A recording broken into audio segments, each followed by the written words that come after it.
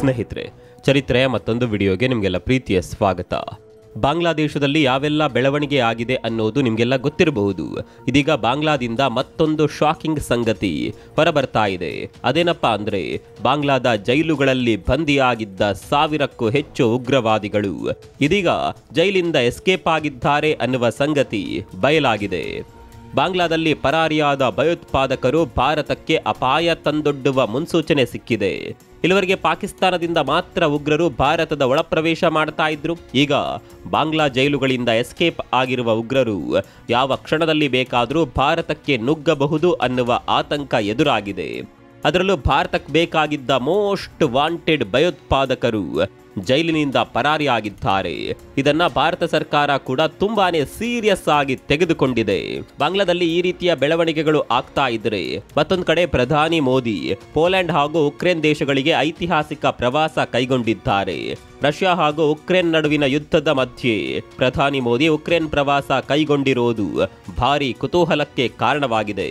ಈ ನಡುವೆ ಅಮೆರಿಕ ಪ್ರಧಾನಿ ಮೋದಿಗೆ ಅದೊಂದು ಮನವಿಯನ್ನ ಕೂಡ ಮಾಡಿದೆ. ನೀವು ಯುದ್ಧ ನಿಲ್ಲಿಸಲು ಮನವಿ ಮಾಡಿ, ನೀವು ಮಾತನಾಡಿದರೆ ಈ ಯುದ್ಧ ನಿಲ್ಲಬಹುದು, ಆ ಪ್ರಯತ್ನವನ್ನ ಮಾಡಿ ಅಂತ ಅಮೆರಿಕ ಮೋದಿ ಅವರಿಗೆ ಮನವಿ ಮಾಡಿದೆ. ಆದರೆ ಮೋದಿ ಮಾತ್ರ ನಾನು ಯುದ್ಧ ನಿಲ್ಲಿಸೋದಕ್ಕೆ ಹೋಗ್ತಾ ಇಲ್ಲ ಅಂತ ಡೈರೆಕ್ಟ್ ಆಗಿಯೇ ಹೇಳಿಬಿಟ್ಟಿದ್ದಾರೆ. ಅಷ್ಟಕ್ಕೂ ಮೋದಿ ಉಕ್ರೇನ್ ಪ್ರವಾಸ ಕೈಗೊಂಡಿರೋದು ಯಾಕೆ? ಮೋದಿ ಉಕ್ರೇನ್ ಭೇಟಿಯಿಂದ ರಷ್ಯಾ ಜೊತೆಗಿನ ಸಂಬಂಧದ ಮೇಲೆ ಯಾವ ರೀತಿಯ ಪರಿಣಾಮ ಬೀರಬಹುದು? ಬಾಂಗ್ಲಾ ಜೈಲುಗಳಿಂದ ಉಗ್ರರು ಪರಾರಿಯಾಗಿದ್ದು ಹೇಗೆ? ಭಾರತಕ್ಕೆ ಇದು ಎಷ್ಟು ಡೇಂಜರಸ್? ಎಲ್ಲವನ್ನ ಡೀಟೇಲ್ ಆಗಿ ತೋರಿಸ್ತೀವಿ ನೋಡಿ.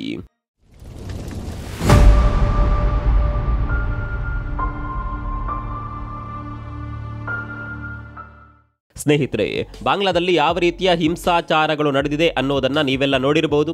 ಯಾವುದೇ ಒಂದು ದೇಶದಲ್ಲಿ ಹಿಂಸಾಚಾರಗಳು ನಡೆದಾಗ ಅಲ್ಲಿನ ಕಾನೂನು ವ್ಯವಸ್ಥೆಗಳು ಹಾಳಾಗಿ ಹೋಗುತ್ತೆ. ಇಂತಹ ಸಂದರ್ಭದಲ್ಲಿ ಜೈಲುಗಳಿಂದ ಕೈದಿಗಳು ಪರಾರಿಯಾಗೋದು ಕಾಮನ್. ಇದೇ ರೀತಿ ಬಾಂಗ್ಲಾದೇಶದಲ್ಲೂ ಕೂಡ ಆಗಿದೆ. ಹಿಂಸಾಚಾರ ನಡೆಯುವ ಸಂದರ್ಭದಲ್ಲಿ ಕೆಲವೊಂದು ಕಡೆ ಜೈಲುಗಳ ಮೇಲೆ ಕೂಡ ದಾಳಿ ಮಾಡಲಾಗಿದೆ. ಇದೇ ಸಮಯವನ್ನ ಉಪಯೋಗಿಸಿಕೊಂಡು 1000ಕ್ಕೂ ಹೆಚ್ಚು ಉಗ್ರವಾದಿಗಳು ಬಾಂಗ್ಲಾದೇಶದ ಜೈಲುಗಳಿಂದ ಎಸ್ಕೇಪ್ ಆಗಿದ್ದಾರೆ. ಶಾಕಿಂಗ್ ಸಂಗತಿ ಅಂದರೆ, ಭಾರತಕ್ಕೆ ಬೇಕಾಗಿದ್ದ ಮೋಸ್ಟ್ ವಾಂಟೆಡ್ ಉಗ್ರರು ಕೂಡ ಈ ಎಸ್ಕೇಪ್ ಲಿಸ್ಟ್ ನಲ್ಲಿದ್ದಾರೆ. ಹಲವು ವರ್ಷಗಳ ಹಿಂದೆ ಅಲ್ ಖೈದಾ ಸಂಘಟನೆಯ ಉಗ್ರ ಇಕ್ರಾಮ್ ಉಲ್ ಹಕ್ ನನ್ನ ಬಾಂಗ್ಲಾದೇಶದಲ್ಲಿ ಅರೆಸ್ಟ್ ಮಾಡಲಾಗಿತ್ತು. ಈತ ಭಾರತಕ್ಕೆ ಬೇಕಾಗಿದ್ದ ಮೋಸ್ಟ್ ವಾಂಟೆಡ್ ಉಗ್ರ. ಶೇಖ್ ಹಸೀನಾ ಪ್ರಧಾನಿಯಾಗಿದ್ದ ಸಂದರ್ಭದಲ್ಲಿ ಭಯೋತ್ಪಾದನೆಯನ್ನ ಸಹಿಸ್ತಾ ಇರಲಿಲ್ಲ. ಭಯೋತ್ಪಾದಕ ಚಟುವಟಿಕೆಯಲ್ಲಿ ತೊಡಗಿಕೊಂಡವರನ್ನ ಹಿಂದೆ ಮುಂದೆ ನೋಡದೆ ನೇರವಾಗಿ ಜೈಲಿಗೆ ಕಳಿಸುತ್ತಿದ್ರು. ಆತ ಅದೆಷ್ಟೇ ಪ್ರಭಾವಶಾಲಿಯಾಗಿದ್ರೂ ಬಿಡ್ತಾ ಇರಲಿಲ್ಲ. ಇದೇ ರೀತಿ ಭಾರತಕ್ಕೆ ಬೇಕಾಗಿದ್ದ ಮೋಸ್ಟ್ ವಾಂಟೆಡ್ ಉಗ್ರ ಕೂಡ ಜೈಲು ಸೇರಿದ್ದ. ಶೇಖ್ ಹಸೀನಾ ಅವರು ಅಧಿಕಾರದಲ್ಲಿದ್ದ ಸಂದರ್ಭದಲ್ಲಿ ಬಾಂಗ್ಲಾದೇಶದಲ್ಲಿ ಭಯೋತ್ಪಾದನೆಗೆ ಮೂಗುದಾರವನ್ನ ಕೂಡ ಹಾಕಿದ್ರು. ಭಯೋತ್ಪಾದನೆ ನಿರ್ಮೂಲನೆಗೆ ಅಂತಾನೆ ರ್ಯಾಪಿಡ್ ಆಕ್ಷನ್ ಬೆಟಾಲಿಯನ್ ಅನ್ನುವ ಪಡೆಯನ್ನ ಕೂಡ ಕಟ್ಟಿದ್ರು ಶೇಖ್ ಹಸೀನಾ. ಹೀಗೆ ಭಯೋತ್ಪಾದನೆಯ ವಿಚಾರದಲ್ಲಿ ಬಾಂಗ್ಲಾದೇಶವನ್ನ ಶೇಖ್ ಹಸೀನಾ ಒಂದು ಹಂತಕ್ಕೆ ತಂದಿದ್ರು. ಭಯೋತ್ಪಾದಕ ಚಟುವಟಿಕೆ ನಡೆಸುವವರನ್ನ ಜೈಲಿಗೆ ಕೂಡ ಕಳಿಸಿದ್ರು. ಆದರೆ ಈಗ ನಡೆದ ಹಿಂಸಾಚಾರದಲ್ಲಿ ಹೋರಾಟಗಾರರು ಜೈಲುಗಳನ್ನ ಕೂಡ ಬಿಡ್ಲಿಲ್ಲ. ಅಲ್ಲೂ ಹೋಗಿ ದಾಂಧಲೆ ಮಾಡಿದ್ರು. ಜೈಲನ್ನೇ ಓಪನ್ ಮಾಡಿ ಕೈದಿಗಳಿಗೆ ಪರಾರಿಯಾಗಲು ಅವಕಾಶ ಮಾಡಿಕೊಟ್ರು. ಬಾಂಗ್ಲಾ ಹೋರಾಟಗಾರರ ಈ ಪುಂಡಾಟದಲ್ಲಿ ಭಾರತಕ್ಕೆ ಬೇಕಿದ್ದ ಮೋಸ್ಟ್ ವಾಂಟೆಡ್ ಉಗ್ರ ಕೂಡ ತಪ್ಪಿಸಿಕೊಂಡಿದ್ದಾನೆ. ಈತನನ್ನ ಹಿಡಿಯೋದಕ್ಕೆ ಭಾರತದ ಸೀಕ್ರೆಟ್ ಏಜೆನ್ಸಿ ಹಾಗೂ ಬಾಂಗ್ಲಾ ಸರ್ಕಾರ ತುಂಬಾನೇ ಕಷ್ಟಪಟ್ಟಿತ್ತು. ಇದೀಗ ಆತ ಸುಲಭದಲ್ಲೇ ತಪ್ಪಿಸಿಕೊಂಡಿದ್ದಾನೆ. ಹೀಗಾಗಿ ಭಾರತಕ್ಕೆ ಇದು ಒಂದು ರೀತಿಯ ಎಚ್ಚರಿಕೆಯ ಗಂಟೆ. ಸ್ನೇಹಿತರೆ, ನಿಮಗೆಲ್ಲ ಗೊತ್ತಿರಬಹುದು, ಇಲ್ಲಿವರೆಗೆ ಕೇವಲ ಪಾಕಿಸ್ತಾನದಿಂದ ಮಾತ್ರ ಭಾರತಕ್ಕೆ ಉಗ್ರರ ತೊಂದರೆ ಇತ್ತು. ಇನ್ನು ಮುಂದೆ ಬಾಂಗ್ಲಾದಿಂದಲೂ ಭಯೋತ್ಪಾದಕರ ತೊಂದರೆ ಶುರುವಾಗುತ್ತೆ. ಅದನ್ನು ಹೇಗೆ ನಿಯಂತ್ರಣ ಮಾಡಬೇಕು ಅನ್ನೋದನ್ನ ಭಾರತ ಈಗಿನಿಂದಲೇ ಯೋಚನೆ ಮಾಡಬೇಕು. ಅದರಲ್ಲೂ ಪಶ್ಚಿಮ ಬಂಗಾಳ ಹಾಗೂ ಈಶಾನ್ಯ ರಾಜ್ಯದಲ್ಲಿ ಸೆಕ್ಯೂರಿಟಿ ಫುಲ್ ಟೈಟ್ ಮಾಡಬೇಕಾದ ಅನಿವಾರ್ಯತೆ ಎದುರಾಗಿದೆ. ಈಗ ತಪ್ಪಿಸಿಕೊಂಡಿರುವ ಉಗ್ರರು ಯಾವಾಗ ಬೇಕಾದರೂ ಭಾರತದ ಗಡಿಯೊಳಗೆ ನುಗ್ಗಿಬಿಡಬಹುದು. ಭಾರತದೊಳಗೆ ನುಗ್ಗಿಬಿಟ್ರೆ ಅದು ಮುಂದಿನ ದಿನಗಳಲ್ಲಿ ದೊಡ್ಡ ಅಪಾಯವನ್ನ ತಂದೊಡ್ಡುತ್ತದೆ. ಇನ್ನು ತಪ್ಪಿಸಿಕೊಂಡು ಹೋಗಿರುವ ಉಗ್ರರು ಅಷ್ಟು ಸುಲಭದಲ್ಲಿ ಮತ್ತೊಮ್ಮೆ ಸಿಗೋದಕ್ಕೆ ಚಾನ್ಸೇ ಇಲ್ಲ. ಇನ್ನು ಮುಂದೆ ಅಧಿಕಾರಕ್ಕೆ ಬರುವ ಸರ್ಕಾರ ಅವರಿಗೆ ಸಪೋರ್ಟ್ ಮಾಡಿದ್ರೂ ಅಚ್ಚರಿ ಇಲ್ಲ. ಸ್ನೇಹಿತರೆ, ಮತ್ತೊಂದು ವಿಚಾರ ನಿಮಗೆ ಗೊತ್ತಿರಬೇಕು. ಪಾಕಿಸ್ತಾನ ಹಾಗೂ ಭಾರತದ ಗಡಿಯಲ್ಲಿ ನಮ್ಮ ಯೋಧರು ಯಾವತ್ತೂ ಫುಲ್ ಅಲರ್ಟ್ ಆಗಿರ್ತಾರೆ. ಅಲ್ಲಿ ಗಡಿ ಬೇಲಿಯನ್ನ ಕೂಡ ಹಾಕಲಾಗಿದೆ. ಆದರೆ ಬಾಂಗ್ಲಾ ಹಾಗೂ ಭಾರತದ ಗಡಿ ಹಾಗಿಲ್ಲ. ಪಾಕಿಸ್ತಾನದ ಗಡಿ ರೀತಿ ಈ ಭಾಗದಲ್ಲಿ ಟೈಟ್ ಸೆಕ್ಯೂರಿಟಿ ಇಲ್ಲ. ಗಡಿಬೇಲಿಯೂ ಕೂಡ ಸಂಪೂರ್ಣವಾಗಿ ಆಗಿಲ್ಲ. ಇನ್ನು ಕೂಡ 20% ಭಾಗದಲ್ಲಿ ಗಡಿಬೇಲಿ ಹಾಕುವ ಕೆಲಸ ಬಾಕಿ ಇದೆ.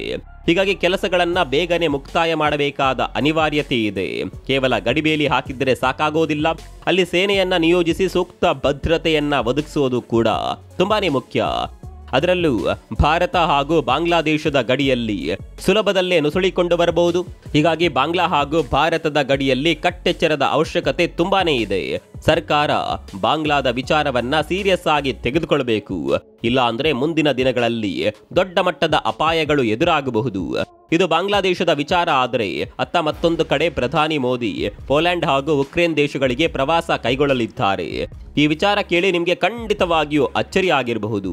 ಕಾರಣ ರಷ್ಯಾ ಹಾಗೂ ಭಾರತದ ನಡುವಿನ ಸಂಬಂಧ ಯಾವ ರೀತಿ ಇದೆ ಅನ್ನೋದು ನಿಮಗೆಲ್ಲ ಗೊತ್ತಿದೆ. ಹೀಗಿರುವಾಗ ರಷ್ಯಾ ಯುದ್ಧ ಮಾಡ್ತಾ ಇರುವ ಶತ್ರು ದೇಶದ ಪ್ರವಾಸಕ್ಕೆ ಮೋದಿ ಹೋದ್ರೆ ಯಾವ ರೀತಿಯ ಸಂದೇಶ ಹೋಗುತ್ತೆ ಅನ್ನುವ ಪ್ರಶ್ನೆ ನಿಮ್ಮಲ್ಲೂ ಕೂಡ ಮೂಡಿರಬಹುದು. ಇದೇ ಈಗ ಚರ್ಚೆಗೆ ಗ್ರಾಸವಾಗಿರೋದು. ಹೌದು, ಪ್ರಧಾನಿ ಮೋದಿ 2 ದೇಶಗಳ ಪ್ರವಾಸ ಕೈಗೊಂಡಿದ್ದಾರೆ. ಮೊದಲು ಪೋಲ್ಯಾಂಡ್ ದೇಶಕ್ಕೆ ಪ್ರವಾಸ ಮಾಡಲಿರುವ ಮೋದಿ ಅಲ್ಲಿಂದ ಉಕ್ರೇನ್ ದೇಶಕ್ಕೆ ಹೋಗಲಿದ್ದಾರೆ. ಉಕ್ರೇನ್ಗೆ ಮೋದಿ ಹೋಗ್ತಾರೆ ಅಂದಾಗ ಖಂಡಿತವಾಗಿಯೂ ಇಡೀ ಜಗತ್ತಿನ ಕಣ್ಣು ಉಕ್ರೇನ್ನತ್ತ ಬಿದ್ದೇ ಬೀಳುತ್ತೆ. ಸ್ನೇಹಿತರೆ, ಮತ್ತೊಂದು ವಿಚಾರ ನಿಮಗೆ ಗೊತ್ತಿರಬೇಕು. ರಷ್ಯಾ ಹಾಗೂ ಉಕ್ರೇನ್ ನಡುವಿನ ಯುದ್ಧದ ವಿಚಾರದಲ್ಲಿ ಭಾರತ ಸಂಧಾನ ಮಾಡಬೇಕು ಅಂತ ಅಮೆರಿಕ ಹಲವು ಬಾರಿ ಪ್ರಯತ್ನ ಮಾಡಿತ್ತು. ಅಮೆರಿಕ ಈ ಬಗ್ಗೆ ಹಲವು ಬಾರಿ ಭಾರತದ ಬಳಿ ಮನವಿಯನ್ನ ಕೂಡ ಮಾಡಿತ್ತು. ನೀವು ಸಂಧಾನ ಮಾಡಿ ಯುದ್ಧವನ್ನ ಹೇಗಾದರೂ ಮಾಡಿ ನಿಲ್ಲಿಸಬೇಕು ಅಂತ ಅಮೆರಿಕ ಹೇಳಿತ್ತು. ಈ ಮನವಿಗೆ ಭಾರತ ಅಷ್ಟೇನು ಸೂಕ್ತ ರೀತಿಯಲ್ಲಿ ಸ್ಪಂದಿಸಿರಲಿಲ್ಲ. ಅಮೆರಿಕ ಈ ರೀತಿ ಭಾರತದ ಬಳಿ ಮನವಿ ಮಾಡೋದಕ್ಕೆ ಕೂಡ ಒಂದು ಕಾರಣವಿದೆ. ಭಾರತ ಹಾಗೂ ರಷ್ಯಾ ನಡುವೆ ಉತ್ತಮ ಸಂಬಂಧ ಇದೆ ಅನ್ನೋದು ಎಲ್ಲರಿಗೂ ಗೊತ್ತಿರುವ ವಿಚಾರ. ಇದೇ ರೀತಿ ಉಕ್ರೇನ್ ಜೊತೆ ಕೂಡ ಭಾರತ ಉತ್ತಮ ಸಂಬಂಧವನ್ನೇ ಇಟ್ಕೊಂಡಿದೆ. 2 ದೇಶಗಳ ಜೊತೆ ಉತ್ತಮ ಸಂಬಂಧ ಇರೋದ್ರಿಂದ ಒಂದು ವೇಳೆ ಸಂಧಾನ ಅನ್ನೋದು ಆದರೆ ಅದು ಭಾರತದಿಂದ ಮಾತ್ರ ಸಾಧ್ಯ ಅನ್ನೋದು ಅಮೆರಿಕಾಗೆ ಕೂಡ ಗೊತ್ತಿತ್ತು. ಹೀಗಾಗಿ ಅಮೆರಿಕ ಈ ಬಗ್ಗೆ ಭಾರತದ ಬಳಿ ಹಲವು ಸಲ ಮನವಿ ಮಾಡಿತ್ತು. ಆದರೆ ಭಾರತ ಯಾವತ್ತೂ ಕೂಡ ಸಂಧಾನ ನಡೆಸೋದಕ್ಕೆ ಮುಂದಾಗಲಿಲ್ಲ. ಈಗಲೂ ಅಮೆರಿಕ ಮತ್ತೊಮ್ಮೆ ಮನವಿ ಮಾಡಿದೆ. ಆದರೆ ಈ ಬಾರಿಯೂ ನಾವು ಯಾವುದೇ ಕಾರಣಕ್ಕೂ ಸಂಧಾನ ಮಾಡುವ ಯೋಚನೆಯಲ್ಲಿ ಉಕ್ರೇನ್ಗೆ ಹೋಗ್ತಾ ಇಲ್ಲ ಅನ್ನೋದನ್ನ ಭಾರತ ಸ್ಪಷ್ಟಪಡಿಸಿದೆ.